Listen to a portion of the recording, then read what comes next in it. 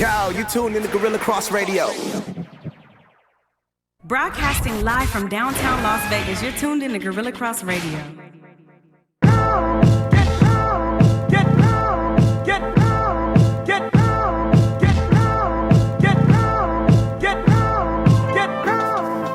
Yo, what's going on, everyone?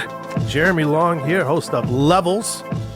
And we're coming to you live from downtown Las Vegas, right by Fremont Street, right off of Fremont Street here.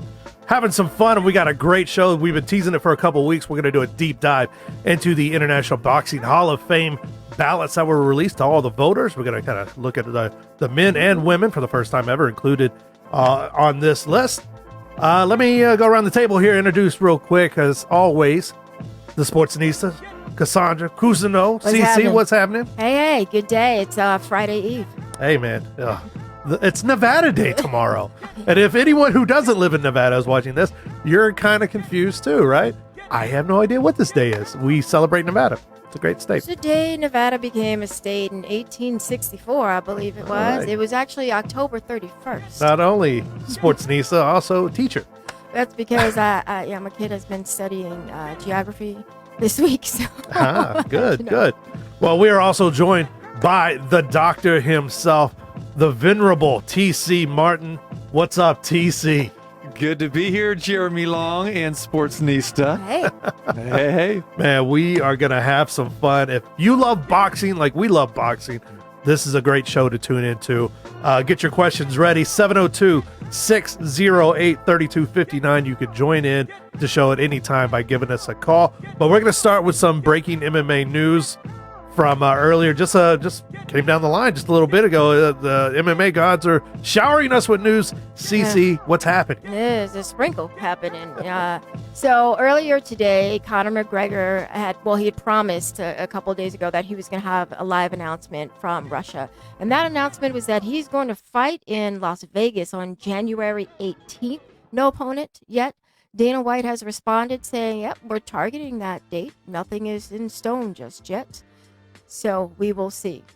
Okay. But, the promotion wants to have Conor back in the octagon. I mean, regardless of what he's doing. Regardless of what people think about this guy, I love this guy. He still moves the needle. He sets up a press conference in Moscow.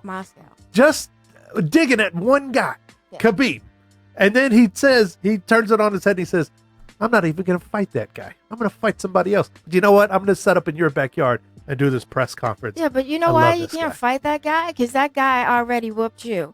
And he gets the big piece of chicken. He is the top of the food chain right now in your division. Yeah. So he gets the big piece of chicken while he cashes the welfare checks. I'm telling you, they all belong to Conor McGregor. It's his world. They all just live in it. The other news, Nate Diaz. He's saying he's not going to be at UFC 244 next week. What's happening there? Well, apparently he's been informed that he's had a tainted sample come back. Of course, he's using all of the four-letter words to describe how he feels about it. He does that with regularity. Yeah, I mean, his favorite being the F word, with 4 letters. Mm-hmm. But here's the thing. I remember a few years ago, Nick Diaz actually was suspended for, I think it was a year, because he tested positive for weed. Now, Nate has had a lot of conversations, and he's been seen partaking in all kinds of CBD and THC-related products. Mm-hmm. And I wonder if he actually really knows what's in those products. Because the UFC's not really going to suspend you for weed, not anymore. Anyway, especially if your name is Nate Diaz, because they know who you are and how you get down. So he's saying that he did not do anything illegal. In fact, Jorge Masvidal has said, hey, you're not the BAMF, I'm the BAMF, but you are not dirty. I'll fight you no matter what. So that fight could still happen, even though he said he's off the card. You never know with Nate Diaz. It's always a circus, always a show. He's an exciting guy. He keeps us on our toes. Very quickly as we move through it, Paige Van Zandt goes on Instagram.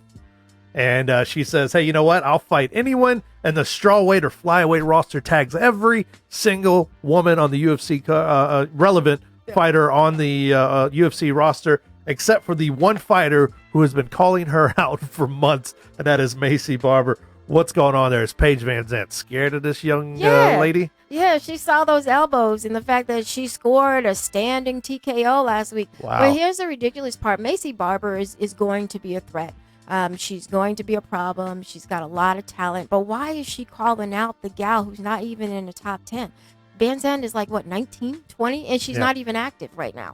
Yeah. So it doesn't make any sense. It's kind of weird from both camps. It is very weird. And for Paige to say, basically she doesn't like her. Well, isn't that why you fight people? Because you don't like You're them? in the hurt business, not the like business. Like, when's the last time? Like, I'm gonna fight my friend. Like, we're just, And then their managers or Paige's managers making it into a popularity contest. They're not going to grant her this fight because she didn't go about it the right way. She's not being respectful. What? Yeah, but we're fighting. Right. But you got to respect. Okay, whatever, man. It looks weird from both angles. And then I'm sure, TC, you heard about this, but the WBC strips Lomachenko of his actual WBC title and gives him that wonderful honorary title of franchise champion. You remember the one they gave Canelo for a middleweight a little while back, and they named Devin Haney the full champion. TC, what's the mindset of the WBC making this guy franchise, stripping him of a title and giving him a honorary title? Because they know that Bob Arum does not want to fight Devin Haney right away. There's bigger fights or better fights that'll be viewed better with Lomachenko in them, like Lopez and a couple other guys. And Haney, he doesn't have the respect, he doesn't have the cachet really to get in the ring with Lomachenko. So in order for them to strip Lomachenko, they'll say, well, we'll give you this, franchise tag belt, that type of thing. And like you said, we've seen it before, and we just saw it just about a month or so ago with Charlo. The same thing happened with Charlo as well, too. So this is a new thing. It's avant-garde now where we can have these franchise belt if we don't have to do a mandatory. So it's pretty silly. And again, as we're familiar with this in boxing, and the belts are just a bunch of alphabet soup that we really don't pay attention to. Yeah, and it's wild. And especially when these organizations, a lot of people don't realize that they tax the fighters. The fighters actually have to pay all of these fees and to pay to get that belt and everything. And some fighters say, I don't need to do that. Right. And we're seeing more and more of that as well too. So again, I wouldn't pay too much attention to it. We all knew who the best pound for pound fighter in the world is, and Lomachenko's right there. Yeah. Didn't Floyd do that at some time late in his career as well? Yes, he was one too. A lot of them do that. Yes. They win the titles and they'll drop it because I think the fees on some of these are it's $400,000, or they'll move up in weight and they'll give up the belt, or they'll take a bigger money fight instead of fighting the mandatory number one contender. So those are the reasons why it happens. There you go. So there's some weird news. It's been a weird news. Devin Haney, so he becomes kind of like this interim, golden child. No, he's the full. He went from interim too. Yeah, he went from interim too. Now he's the full champion. So he gets the spirit stick. I mean, he played along, but Devin Haney is legit, and he's going to have to be reckoned with in this division if he stays at this weight or not.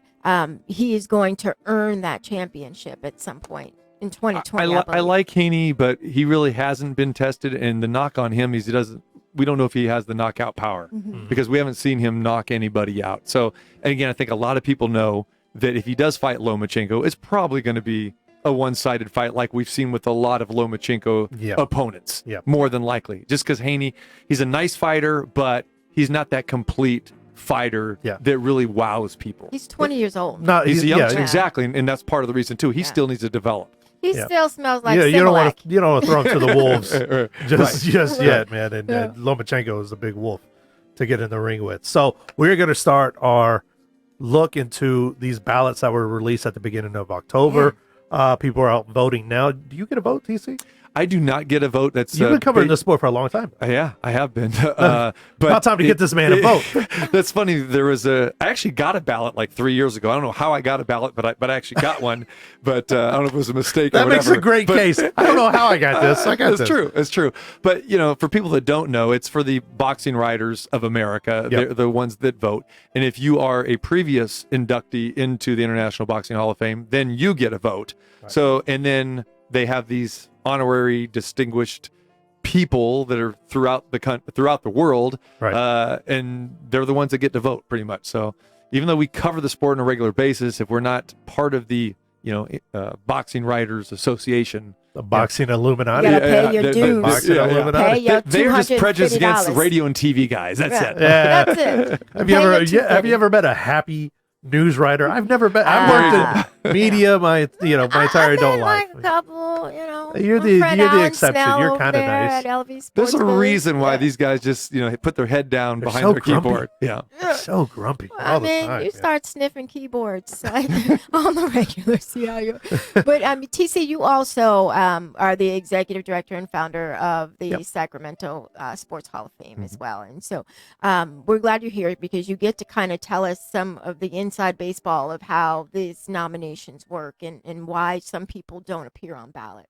Right. Yeah, Again, absolutely. yeah, and just like the International Boxing Hall of Fame. I mean, they have their people that make their nominations, and again, for most of these, whether they're Major League Baseball Hall of Fames, professional, whether they're city Hall of Fames or whatever they are, specific sports Hall of Fames, usually everyone has a committee, and they vote diligently, and you want people to do the right thing, and for the most part, they do take it upon themselves to represent your sport or your city or whatever that is.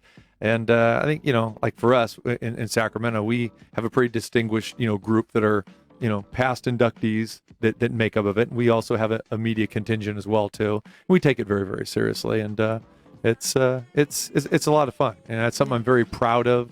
Aside from my radio stuff, I'm in my 8th year of founding this and being the executive director. And we've got kind of a who's who, who's in our Hall of Fame, from everything from basketball, football, baseball to Olympic gold medalists. So it's a pretty cool thing. So I get really attracted to Hall of Fame talk because I know what it takes to put the work in and to also honor these people that have made this It's a lot career. of pressure. It's not just picking names. I mean, there's serious discussions that go with everyone. And that's the way it is with the International doubt. Boxing Hall of Fame as well too. I think for the most part they've done a very good job, and I've followed it very, very closely, and 4 of my very close friends in the sport have been inducted over the last couple of years. So I really like it. I enjoy it. Very nice. And well, a couple of big changes this year. They announced, the International Boxing Hall of Fame announced the modern era retirement requirement. There you go. Words. They dropped it from 5 years to 3 years. So you don't have to wait the mandatory 5 years as long as you were retired. Now they dropped it down to 3 years, and of course, for the first time, women are being voted on. Hey, ladies. Trailblazers and modern era inductees. All the ladies on the ballot, no trailblazers on this particular ballot, the first year, but a lot of names that you'll probably be familiar with if you follow boxing. Some of them I had to look up. I honestly had no idea. Put Christy Martin in there as a trailblazer. She is a trailblazer. Yeah. A little bit. I'll give you a little trivia. If people sure. are here in Las Vegas may remember this, but I actually managed one of the very first female fighters back in that time when Christy Martin was there, actually going back to the early to mid 90s. Her name was Helga Rizoy. She was a world kickboxing champion from Norway. And at that point in time, she was having a problem getting fights because at that point in time, there were very few promoters that wanted to sign on. And I remember having these long discussions with Bob Arum and Don King at the time and Cedric Kushner. And there was one of those 3 gentlemen who I mentioned who was very receptive to it, and the other 2 were not at all. Yep. And finally, Bob Arum and Top Rank put her on cards, and we got a chance to travel. You can probably remember the old Tuesday night fights on USA. Absolutely. So we appeared on a couple of those things.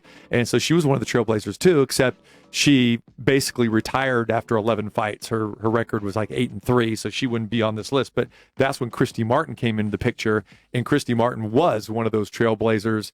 And I think, she is going to get a lot of votes, and she's probably going to get in. She should be first. And I think you look at Layla Ali and you look at Christy Martin. For me, those are the 2 that really stand out, even though that all of the ladies on this list are very, very deserving. It's a strong list. It is. And you'll notice there are some people like Regina Halmick who's had over 60 fights. Yeah. But a lot of people don't know her. Yeah. And then again, you'll have someone like Lucia Riker with only 17 fights. Yeah.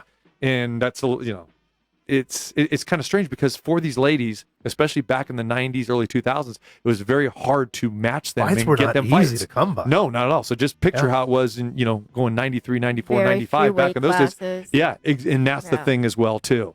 So it's just like if you like Christy Martin, really, honestly, she didn't have any competition for that weight class because she she usually fought around 150, sometimes 160 pounds, and there wasn't a lot of women at that time. You had some smaller women that were fighting around 130, 140. Right. So it's very difficult to gauge this. Right. And I think that was one of the reasons too why the International Boxing Hall of Fame kind of waited so long. But now we're seeing more and more women that are coming up now that are fighting. So they said, hey, I think we need to address this.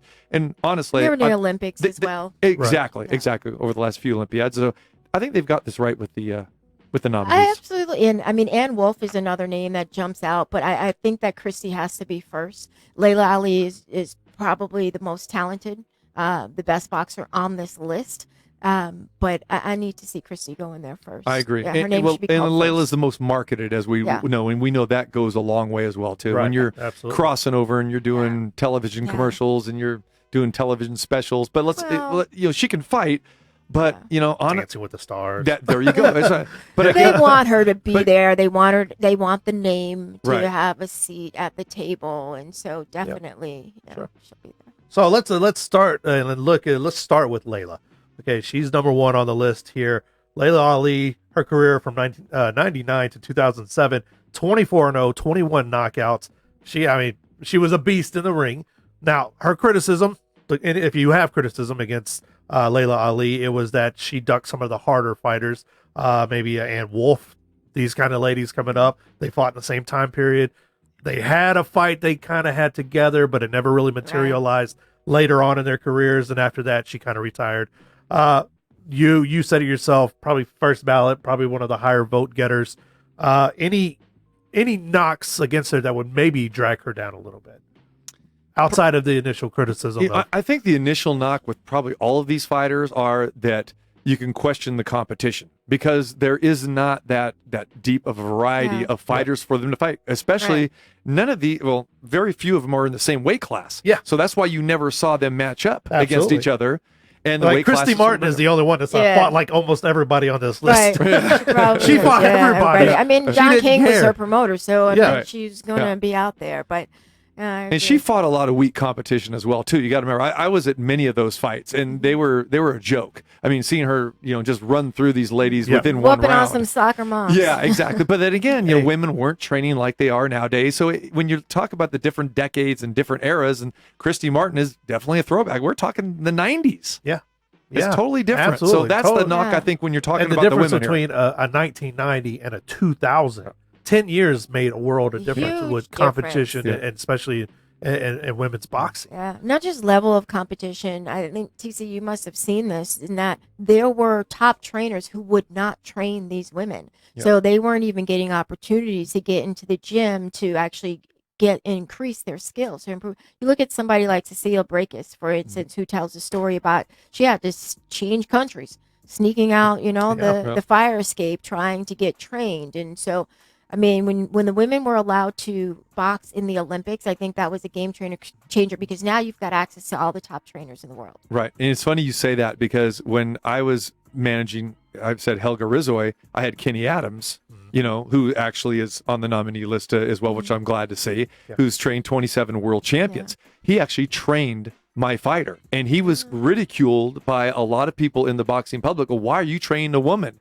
Yeah. And there are other people, like Eddie Mustafa Muhammad and other people that then they slowly but surely kind of got into it too. But in that time, the mid 90s, like you said, that was a big point. It was like, hey, if you're a promoter, you're going to promote women. You're a trainer of world champions, and you're going to train a woman. Wait a minute now. Yeah. So it's much more acceptable now. But that was a factor. That is very true. Just the access to those kind of minds and stuff like that to take your game to the next level.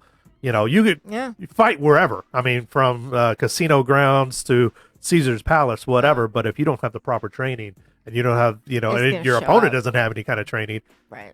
You're going to get the sideshow and what people considered sideshow fights back in the day.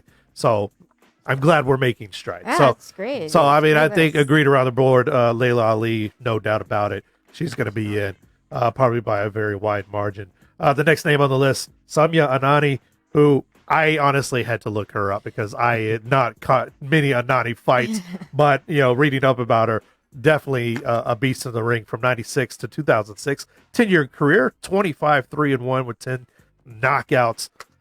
TC, you got to tell me about this one because I don't know. She actually beat Christy Martin. Actually, she actually beat Christy, and it was a little bit later on that she beat Christy Martin. But again, she was just didn't have a major promoter. She took a lot of these type of fights that you never knew she was even fighting. I'm talking about backyard brawls and fighting in bars and that sort of thing. But she had a great record. But like a lot of these women, didn't have a lot of knockouts. But then again, you got to remember a lot of these fights were only 5 and 6 round fights back in the day, and they're 2-minute rounds as well. Right. So the knockouts didn't come aplenty. That's why Layla Ali sticks out because of, like you said, the 24-0 with 21 knockouts. Yeah. But with Inani, she only had 10 knockouts in her 25 fights. But again, she just didn't fight on a lot of top end cards. That's why most people didn't hear of her. And there wasn't a whole lot of YouTube footage on her either. Not a whole lot of YouTube. Would she get your vote? If you had a vote to give, would she get your vote? No, she wouldn't get my vote. Oh, why not? No, I don't know. Again, level of competition and just probably the level of competition. Okay. Exactly. Yeah, I got you. I got you. Good fighter, but again, not that upper echelon in my opinion. Hey, it's not a Hall of Fame if everybody gets in. Yeah, there you go. Right. Not everyone can get into this. All right. Does everyone get a participation trophy? No. I want one. All right, Regina Homage. I'd say Homage. 94 to 2007, 54-1, 16 KOs. Kind of the Christy Martin of Europe. Yeah. Absolutely correct. Absolutely, popularized women's boxing in Europe, where she spent most of her career. So just not too much time here in the U.S. But she did. 54-1. She fought a lot of women who were considered up and comers or even some established ones. She had, probably out of this list, has one of the higher quality of competition on her resume. Yeah, I wouldn't put her in on the first ballot. I have 2 in my head that are first ballot, and then what's good about having a list is that it might not be you this time, but then we get another year to talk about you and another year to get to know who you are. Right.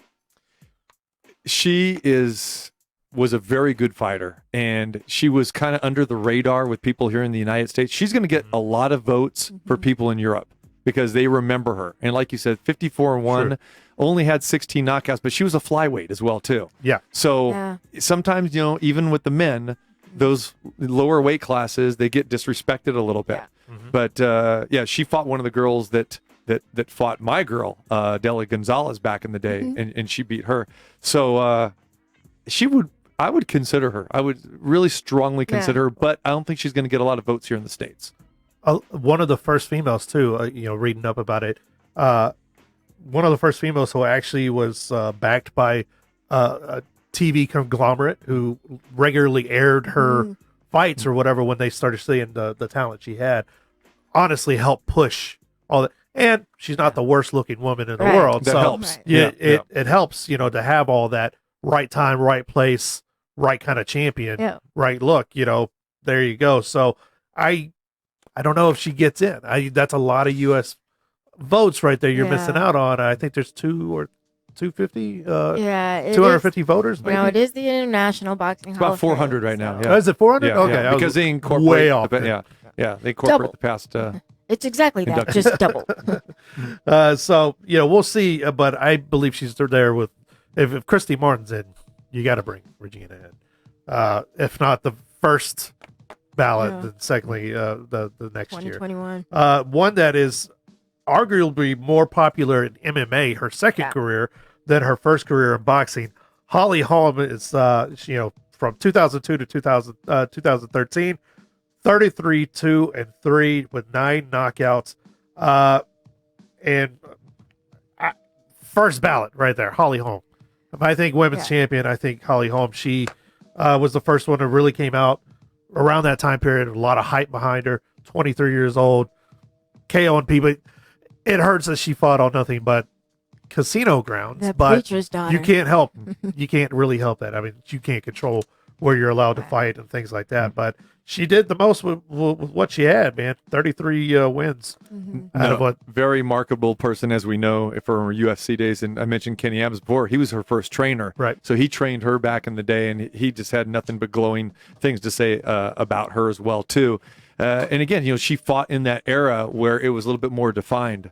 Women's boxing was the weight classes were better than this and that. So it'd be interesting to see if she would have fought in the Christy Martin time or not. But Holly Holm gets a lot of credit. I can't disagree with you at all, Jeremy. I mean, she could get in, no doubt about it. Yeah. Yeah, She could definitely get in. I would tear the club up though if she gets in and Layla doesn't or Christy doesn't, because Holly's top of mind right now. She's still active. She has a formidable resume, and she could conceivably jump over some people who should actually be there. Yeah. Do you think in a situation like this, the popularity and the success she's had in her second career would actually help her cause for the first career?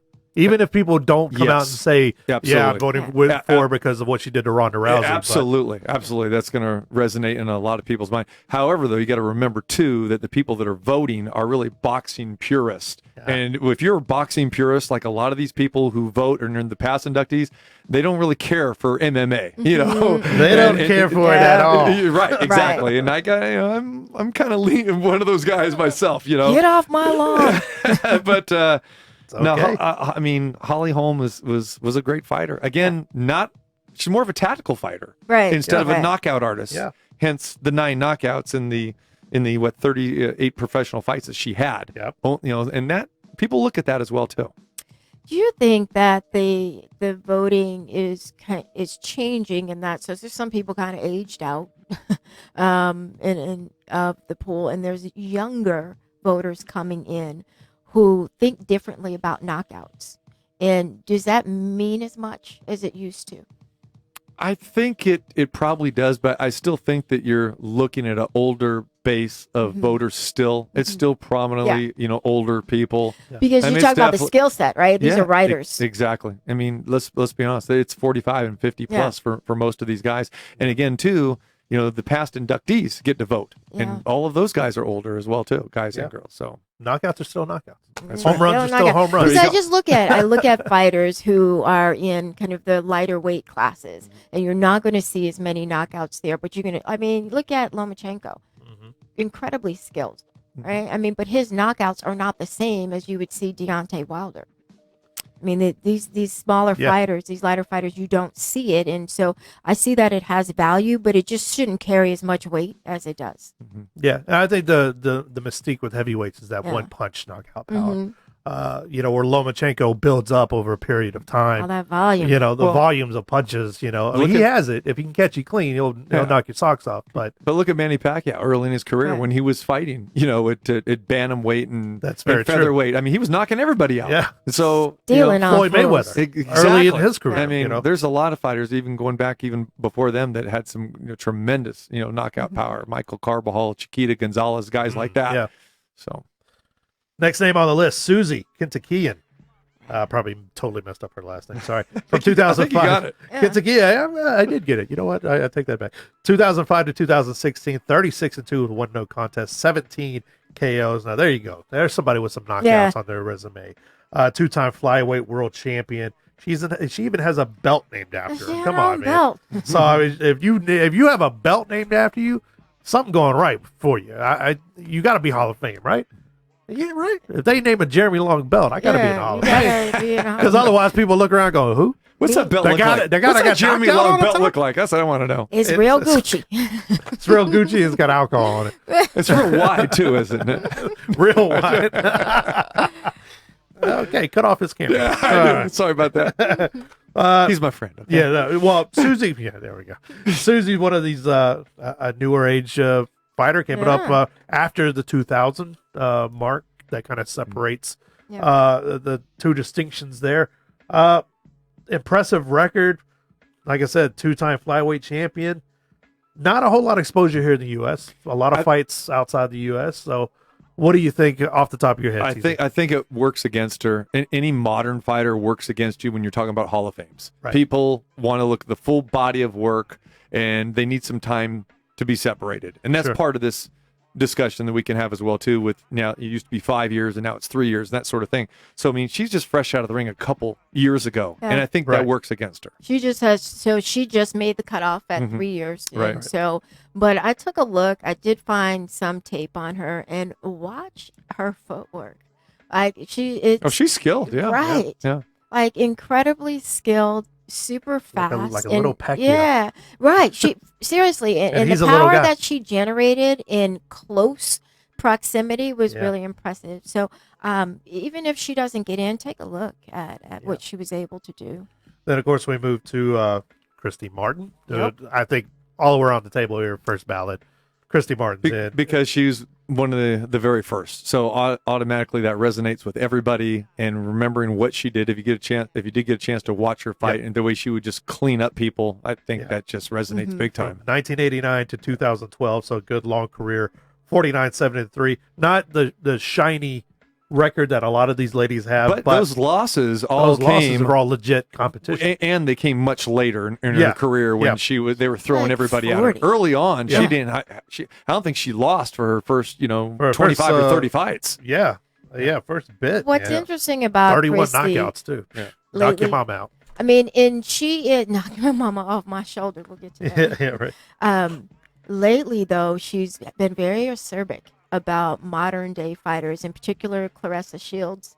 Has not had a lot of nice things to say about Claressa, and I don't know if some of that is just the spirit of competition, but that's who Christy was when she was fighting. She wasn't going to hold back. I mean, she was groomed by Don King, so that was going to happen. But yeah, if there's a knock on Christy, it's going to be how she's behaved outside of the ring, and if she's been rubbing people the wrong way, she's gonna get in. But I could see that as being the only real knock, is if these writers actually still like her as a person. Mm-hmm.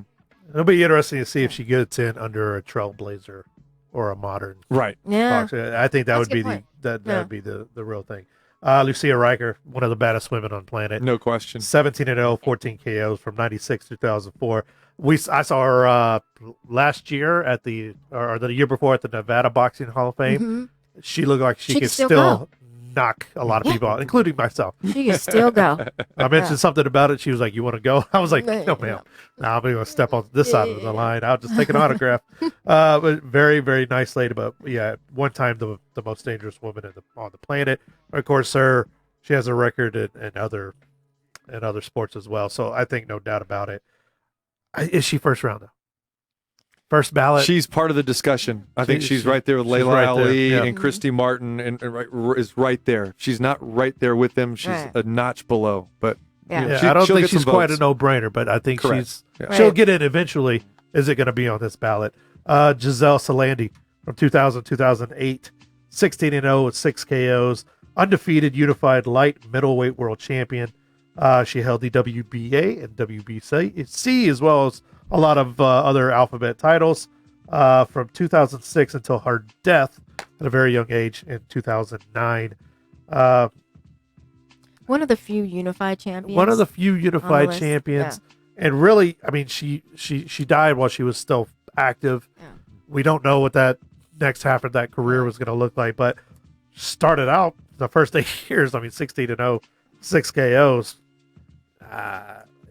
First ballot, No. probably not. Yeah. No. I don't yeah, think. I think this is part of a sentimental, Right. person to put on the ballot because Yeah. she died, She in died. She was young. 2009 and that sort of thing. But her record was great. Yeah. Again, competition, not so sure about again, but a little bit too recent Yeah, I don't. and not enough fights. I don't. If there's a name on this list that I don't think makes it eventually, it's Right. probably hers. Yeah.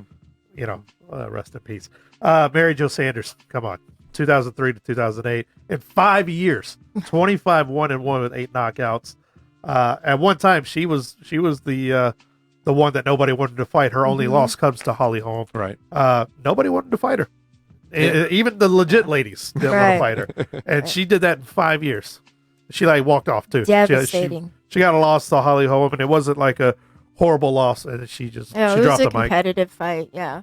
I think she was frustrated too with the business of boxing, Right. as well too. I think that had a lot to do with her walking away. But no, she was She was one bad girl.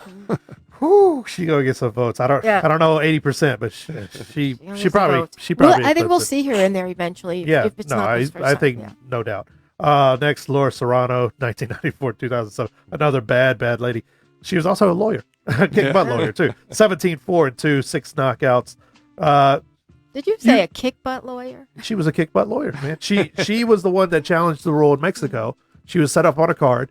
They took her off the pay-per-view card because of a 1947 law that said women couldn't fight. She went in there and she challenged it, got it struck down. That's why women can fight in Mexico.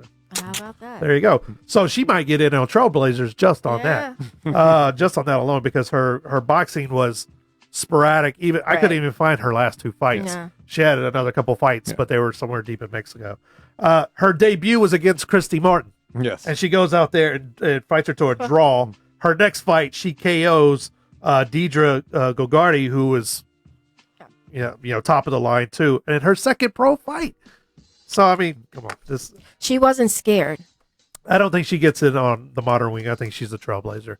I think of it, but she'll probably. I just don't think that she yeah. has enough fights, though. I mean, when people are gonna look at records and they're gonna look at someone getting into Hall of Fame. You have to have more than 23, 25 fights. You think so? I do. I do. For the ladies in boxing, I think so too, because you're always going to compare to the men, and then when you're unless you're like a Layla Ali, who is just so mega popular, and she's 24-0 with 21 knockouts, but she's so popular in the marketing game, that's going to resonate with people too. But for people like Serrano, she was so under the radar. Yeah. I mean, after she fought Christy Martin, really people didn't hear about her after that. True. So I think true. that's a big part of this as well too, because they have to be able to put a name to the face and some file footage to go with that, or at least some recent memory that, hey, I saw her fight. And I don't think you have that with her, or even the next one with Torres on the list as well. Yeah, too. Anna Marie Torres, you can lump right in there. Yeah, so I think that is a big part when we're talking about getting in the Hall of Fame, especially a new category with women like this. I think it's, the bar's going to be set pretty high. Yeah, you actually brought up a really good point in that the women actually going to have a tougher time in their analysis because they're going to be compared to the men. And so because it's going to be more difficult to find actual tape, you're going to need tape, not video footage. You're going to need tape for some of these women. So they're going to be more heavily scrutinized because of that too. Yeah, absolutely. And like we mentioned, Anna Marie Torres, 99 through 2012, 28-3-3, 16 knockouts, 2-time WBC super flyweight champ. Just name a fight she fought. It's hard. Yeah, it's really hard. She beat a lot of women, but the competition wasn't great as well too. Yeah. The last one is probably my other lock, and that's Ann Wolfe from 98 to 2006. Roughly around the same time Layla Ali was there.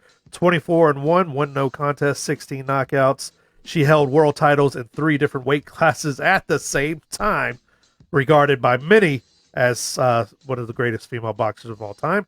Only lost to, as I put this on there, Beaumont resident Valerie Mahfoud back in the day. Valerie now lives in near my hometown in Groves, Texas. Multiple championships. A bad woman.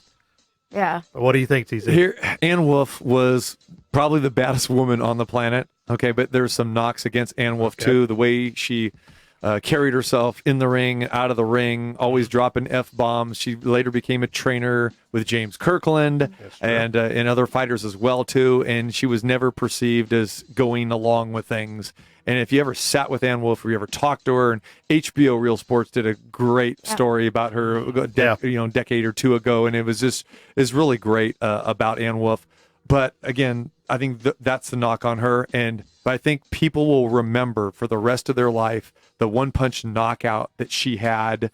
What was that? Vante? What was the girl's name? The lady's name. But anyway, you Google it. Go to YouTube. Phenomenal. Incredible just knockout. The one-punch knockout. People just walked off. They remember that. They're going to remember that People forever. remember that. Absolutely. So if we're talking about one of the greatest female boxers, not artistically pleasing, but just bell rings, she's going to come charge at you, and most of these women are going to run, and they did run away and hide. You're afraid of Ann Wolf. Okay, you're afraid of Ann Wolf. Who's afraid of Ann Wolf? In the squared circle, you're afraid of her. Out at a backyard barbecue or at a gas station, you're afraid of Ann Wolf. Who's afraid of Ann Wolf? Hey, you cut me off on the highway. Never mind. Exactly. Never mind. And I still remember those scenes with her training James Kirkland about, come on, carry the tires. Absolutely. James Kirkland, I know he caught some heat for getting her on his team and everything. Yeah. But I mean, see her out there doing her thing. She was good for him. But I think she was too. She was tough on the dude. She was tough on the dude. Very, very good. So that takes care of the ladies' ballot. Hey, ladies, the good news is there is an International Women's Boxing Hall of Fame, and so these women will be getting their just due one way or another.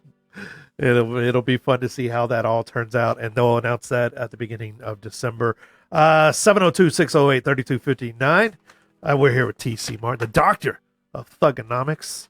We're going to turn our attention. He said thugonomics, y'all. Yeah. I don't know what it sounded like to you, but it sounded like... I thought he said funk, which I was saying, that's true. Thug. It was a different consonant that I heard.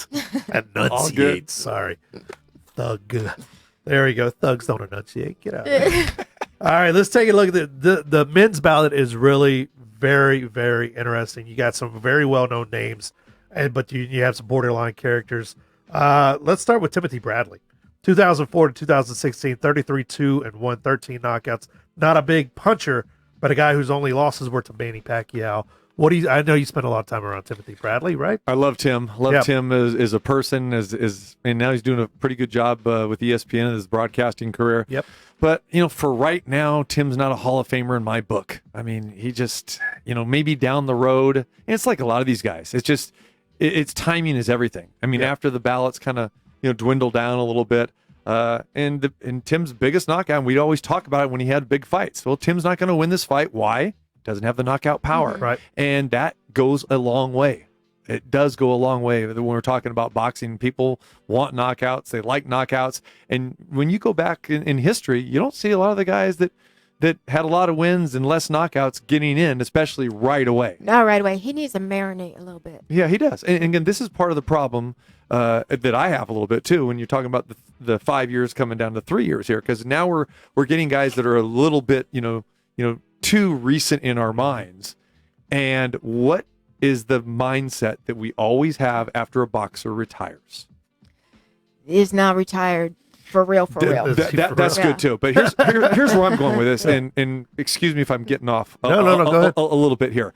But with baseball and football and basketball, you have that marination time, like you said, the 5 years. Okay. Boxing is totally different, because how do you normally always end your career? On a loss. Yeah. And you always are fade away. Yeah. Bernard Hopkins, we're going to get to him. Okay. But do we remember how Bernard Hopkins went out? Oh, boy. It was downright embarrassing. It was embarrassing. Exactly. Through and the I ropes, think, and we need time to let that go away. Yeah. Because we're going to remember Bernard Hopkins for his 20 title defenses and the greatness that he had. But his last couple years, it was downright ugly. Bad. Yeah. Okay. And Timothy Bradley was kind of the same way. And I think by us going, okay, now let's shorten it to 3 years, we're going to get a lot of that in our mind, because we have it in general with boxing anyway. And that's sad. But that's the reality. It's the reality, man. Your three biggest fights are against Manny Pacquiao, and you lose two of them decidedly. And a lot of people think you lost the one that you actually did win. Correct. Yeah. And that's kind of what you're hanging your hat on. I don't think he gets in right now. No. I think he gets in later on. But like you said, after time, I think time is more favorable. Absolutely to guys correct. like Timothy. Absolutely correct. Yeah. Jorge Arce. 1996 to 2014. Arse. All right, depending on what time or what country you're I from. was with Conor McGregor here for a second. Yeah. 64, 8-2, 64, 8-2, 49 KOs.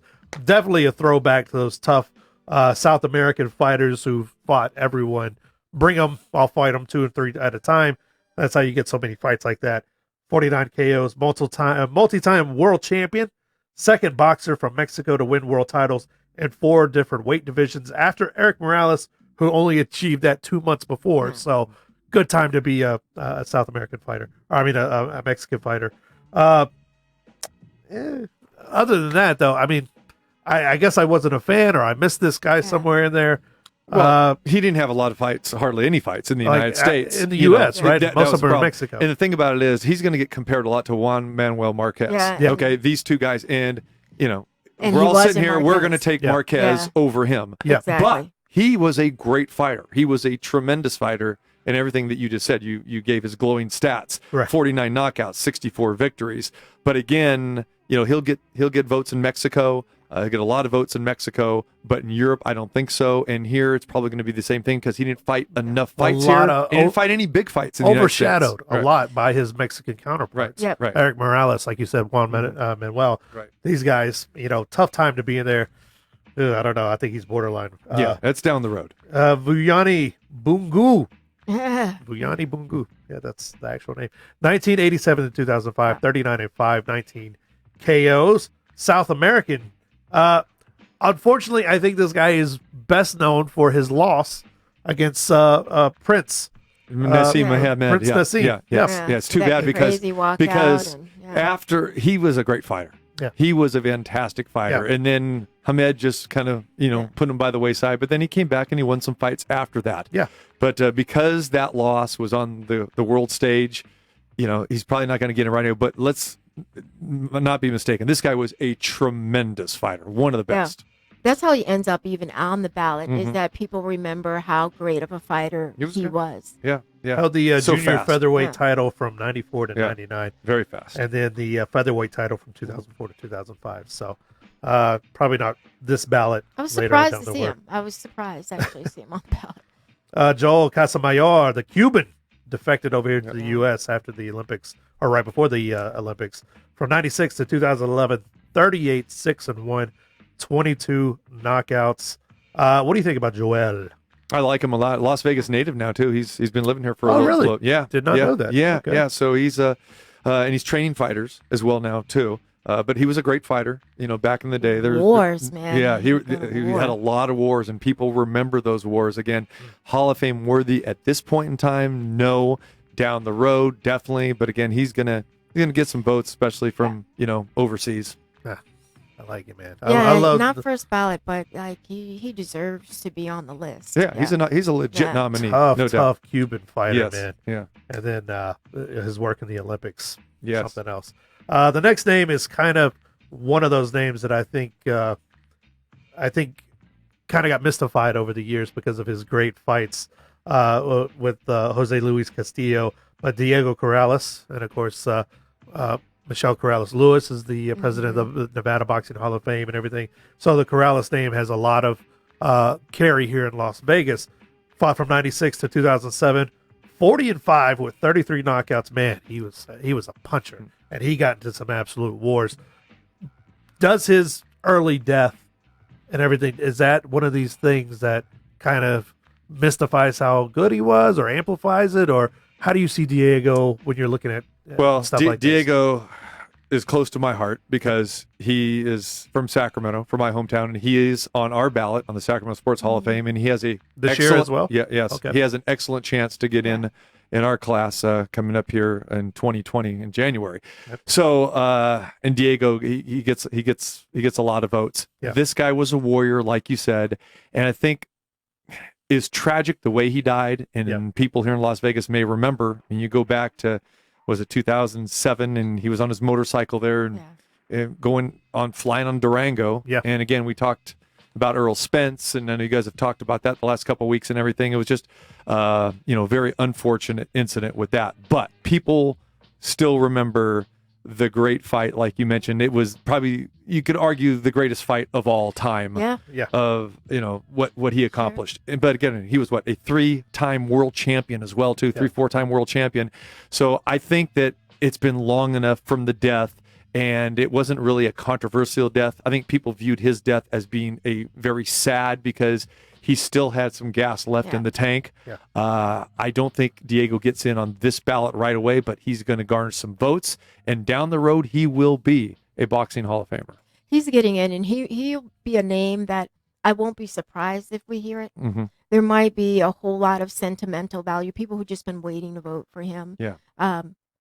it's not likely he gets in the first time, but I won't be surprised. But you talk about, we go back to it, knockouts. You said the record of 40-5, 33 knockouts, and those were knockouts. Yeah, legit. You know what I'm knockouts. saying? Yeah. I mean, Legit. he was in a division where he's fighting these wars. You know, you talked about Castillo. Almost every fight in that division during that Every time fight period was during that a era, war. yes. There were no cupcakes back in those days. Absolutely not, man. And of course, his 2005 fight was fight of the year. Crazy, man. He'll eventually get in. Carl Froch, the great British champion, 2002 to 2014 was his career 33-2, 24 KOs. Another guy who loved to punch and brawl and get in there. Really, his only blemishes against the great Andre Ward. Right. You know, I mean, who A pieced lot of him people up lost to Towards the Andre Ward. end of his career, again, you know, last couple fights. Yeah. Hey, a lot of people lost Andre Ward. No shame in that right there. You know, held multiple super middleweight world championships, WBC title twice from 2008 to 2011. At a time, one of those guys that a lot of people quietly shied away from. He was I believe a 2-time fighter of the year, maybe one time in 2012. But one of those guys. Does he get in on this ballot? He doesn't for me. Again, he's another one of these guys that it's too fresh, it's too recent. Again, we're going to honor Hall of Famers. We're going to think of the older guys first. And again, with Froch, what always comes to my mind is he was great knocking out these guys that we haven't heard of. You know, going back in Montreal or in England and all that sort of thing. Very true. But then when he fought top level. Top contenders, especially here in the States. Not a whole lot of knockouts. It was real Exactly. difficult. I mean, he was wrecking tomato cans. Yes. So, but I wonder Sergey though, Kovalev. TC, if the European voting bloc, if that's their guy. I don't think so is right that now. enough to I don't think right put now. him in? Down the road, maybe. Yeah. I don't know. But he was immensely popular fighter. But then again, he wasn't one of these guys that, like a lot of the Mexican fighters who have 60, 70, and 80 fights, Right. or even like the Filipino fighters like Manny Pacquiao. Yeah, only 35 fights. Exactly. Right. Yeah. He It's wasn't. a lot. It's light even for these days. I mean, Timothy Bradley too. And 35, you know what? 36 One of these fights. things too that no one talks about with him. He was one of these guys who was pretty careful about picking his opponents. Talk about Floyd Mayweather. He was the same way. Hey. And to me, you don't get points for that. I mean, a guy who didn't pick opponents. Bernard Hopkins, B-Hop, B-Hop. 88 to 2016, basically the entire length of time boxing's been legal in the States. 55, 8-2, 32 KOs. Like you said earlier, the memories of how he ended his career are still very fresh. Being tossed out of the ring and stuff like that, Horrible. being reduced to nothing. Is he first ballot, though? Are people going to go, yeah, but that's B-Hop? Yeah, he gets away with it because of everything that he accomplished before that time. And he's still relevant as Oscar De La Hoya's right-hand man with Golden Boy Promotions. We see him all the time. He's and he's always come across as a good guy. And here's a guy, if you know his past, and I got a chance to meet him when he first turned pro, and he was totally a different person now than he was when he first started fighting, matured. because he was in prison. And when he got out of prison, he learned his lessons. He was very vocal and open about that.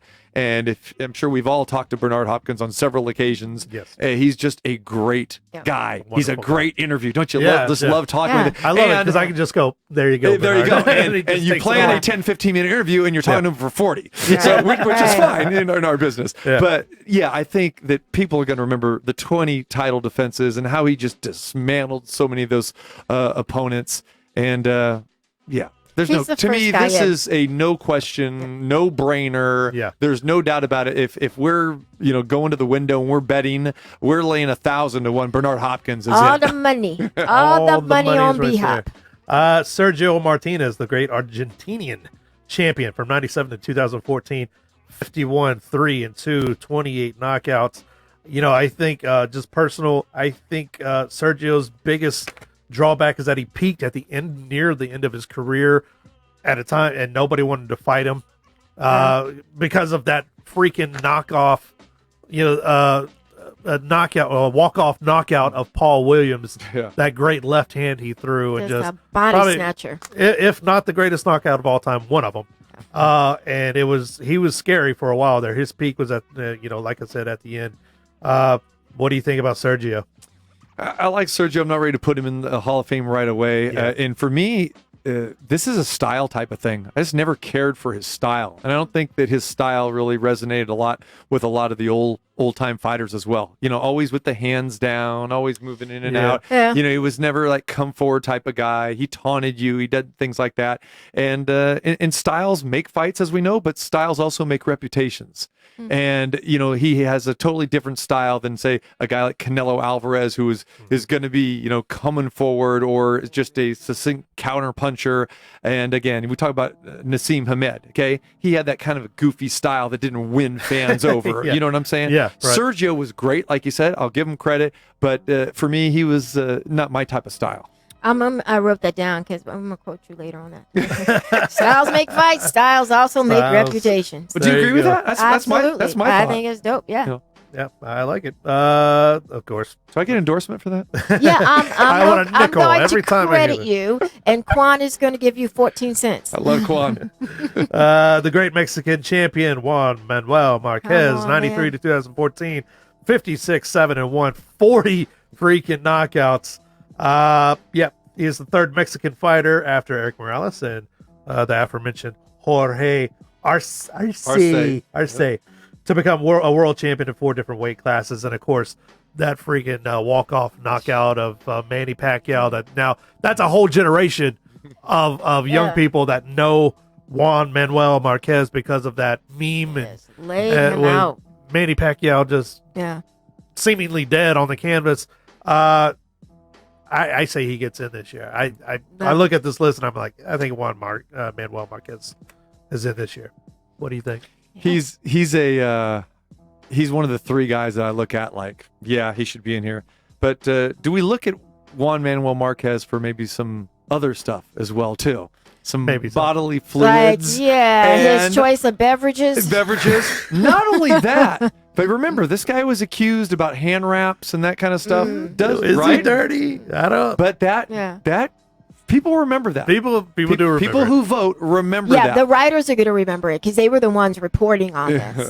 Yeah. So I'm just saying, might be a factor. Yeah. It shouldn't might take away from what he accomplished because, like you said, one of the greatest fighters of all time. One of the definitely, in my opinion, probably right underneath Julio Cesar Chavez, one of the greatest, probably the next greatest. Maybe Mexican one of those fighter. guys that benefits in the long run with time.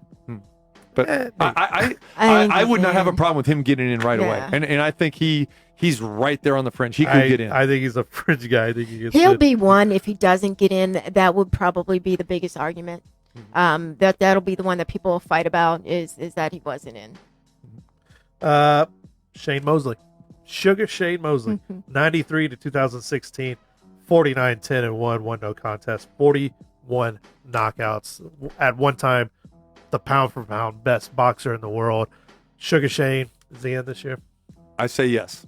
I say B-Hop and Shane are in. Yeah, I mean, he has to be, right? Because for me, Hopkins is 1, and 2 is got to be Shane. How could you be, the former pound for pound #1 guy and not get in on the first bout? Even though it's soon. It's soon for him. I mean, this guy, he was a part of Murderer's Row. Lots of moments. Just a couple of years ago with those great divisions that we had here when boxing was really fun. Well, the thing about it is he fought everybody. He fought everybody. And that's what we liked. He's like Oscar De La Hoya. He's like those guys. Just fought everybody. And you just respect a guy for that. One of the few guys that really wobbled Floyd Mayweather. Came the closest. He came close. Taking that, But this is a situation where we maybe kind of don't look at the losses as much. He's got double-digit losses, but that came later in End of his career. But look who they came against he as well, fought too. everybody. Exactly. Yeah, right. Absolutely. And we're not going to mention that he looks like Lil Kim now. Antonio Tarver, one of those guys, never really did it for me. From 97 to 2015, 31-6-1, 1 no contest, 22 knockouts. Lots of course, light heavyweight championships, stuff like that. Antonio Tarver, again, not a guy that really did a whole lot for me, but it's not based on feelings. It's based on what he actually did. Some of it is feelings. Some of it is, If you're voting, I I ain't think it should physically be. feeling you, but I got to feel you here. Yeah. But What do you think, TC? Looking at a guy like Antonio, I agree with you. For me, he doesn't do it for me too. Again, styles. It goes same thing for Sergio Martinez. Just like, and even more so with Antonio Tarver. He was a guy that he was a big time counter puncher. And I just didn't get it for me. And again, I just think, not the longevity enough. I mean, 31 victories, okay, 6 losses. No, I'm not. I'm not ready for Antonio Tarver now. I'm not ready for Antonio Tarver, down the road. We're talking about Mason Dixon here. Yeah. He turned into an actor here, right? Yeah, Right. no shame in that, man. But when I think Hall of Fame, I think guys who have changed the sport somehow were better because of it, and it just Antonio Tarver never really stood out to me amongst that stacked division that happened all during his time, in the ring and everything. It's just a guy who never really moved it. And of course, Israel Vasquez from 95 to 2010, 44-5 with 32 knockouts. A lot of knockouts for Mr. Vasquez. 3-time super bantamweight world champion. But a guy who not totally well known in the U.S. again. Another kind of Mexican champion that was stashed away. Well, he's a bantamweight, so that's a problem too. With the bantamweights, they don't get hardly any TV time whatsoever. Right. Yeah. Fought most of his fights in Mexico. Had some great battles Crazy against athletic. Rafael Marquez. But great fighter. Eventually, he's going to get in. Yeah. Eventually, no doubt. And again, especially with people outside of the United States, he'll get a lot of votes. But and again, he's far enough removed to what he retired in 2010. So he's got a body of work that can be examined. exactly. Yeah. Yeah, very strong fighter. Very strong. Time heals all wounds. That's what I'm going to say. Time heals it all, man. So, TC Martin, thank you so much. Spending some time with us, letting us kind of pick your brain about. Man, it's great with you guys too. You're a busy dude. Tell the people I know, where they right? can find you throughout the week. You're on everything. You got like 84 shows all over the world. You're in Sacramento. You're here. You're running Hall of Fames. Tell the folks where they can find you. Okay. Well, you can locally in Las Vegas, you can catch me 2 o'clock every day, Monday through Friday. It's streamed live at tcmartinshow.com. Can listen live on the website locally here in Las Vegas, KSHAP 1400. But yeah, tcmartinshow.com. That's where you can find me. And again, Sacramento Sports Hall of Fame. Something very proud of that we do there. Diego Corrales, you boxing fans, you can go on the website and vote. It's open to the public. And how much does the public vote weigh in on how you guys do it? 100%. We take 100%. It's the top 5 vote getters. And we open it up to the public, and we usually receive anywhere between 15 and 20,000 votes during a 30-day voting period, and that voting period is taking place now. So check out the website. Yeah, I invite you to go check it out. Jeremy, you guys go vote, check it out. You'll see the who's been the past inductees and who are the current nominees. We have 41 nominees, and SacSportsHOF.com for that. So pleasure with you guys. You guys are a lot of fun. I appreciate you guys. Thank you. This was the highlight of the week. Yeah, absolutely. Yeah. Our producer just ran like, away. Yeah, So you know what? I thought we were going to wrap it up, but no, we're going to keep on talking here for a few minutes. He went to go get us some chocolate milkshakes, I think. Something. With Juan Like, Manuel why Marquez. Like, wow. I didn't say lemon lime. Come on, man. Come on, man. Say, Kind I of looking do. at maybe looking ahead at the next batch of female fighters coming up on the next ballots, maybe 2020 and 21 and 22. The names like local favorite like Anna Hulaton, people like that popping up.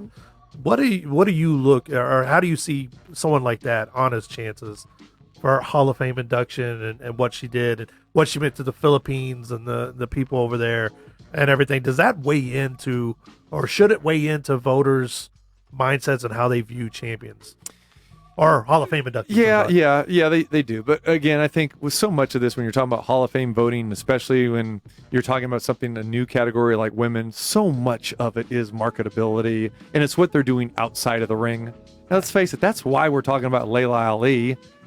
And not that she's not a great fighter. We know she's a great fighter. She is. But my point is, there's nothing really marketable, about a lot of these other ladies that they have seen them outside of the ring, and they're going to go, oh, who are these people? You have to be able to string together a story. You I mean, do. it's There not you just go. a body of work, but you have to be able to tell the historical And how relevance you push of the these. sport forward, things like that. I think we should mention we got a couple big fights coming up here next week. Yeah. We have Deontay Wilder, Luis Ortiz, 2 coming up in a few weeks. picks. Who you going? You leaning toward Deontay? I'm going Wilder. Yeah, well, I'm going Wilder. I know Yeah, who you're- we definitely got to go Wilder. But Shakur Stevenson and Stevenson. Joette, Gonzalez Yeah. are about to Reno. fight the War of the Roses. Right. The Montagues and the Capulets are coming up there. Those two. That's an interesting backstory. Check out, why these kids are so mad at each And other. fun locally. I mean, of course, we have Canelo and Sergey Kovalev, another guy who kind of once the competition stepped up, Sergey's punching power went away. Weirdly enough. Then, of course, local. If you love local fighters, seeing local guys do it, go down to Sam's Town. Watch the Mayweather Promotions fight there at Sam's Town live. The up and coming fighters from around the area do their thing. Man, I love seeing the local guys do it. The young guys do it, and they always scrap it up. They're trying to prove Getting things. busy. You got it. I love it. So, What's up, Quan? oh, what? Juan's back. Quan's back. I guess We were I talking guess bad can about go you. off air now. We're talking bad about you. Well, TC Martin, thank you so much, man, again, for joining us. Love the insight. Follow along with this guy. He knows a lot about a lot. So there you go. Not just boxing. The guy's brilliant in every area. Thanks, Jeremy. Appreciate it. All right. Cool. And CC. Sportsnista. For the Good seeing you, Sportsnista. too. Right For here. Quan, for Guerilla Cross Studios, I'm Jeremy Long. We'll see you next week on Levels. See ya.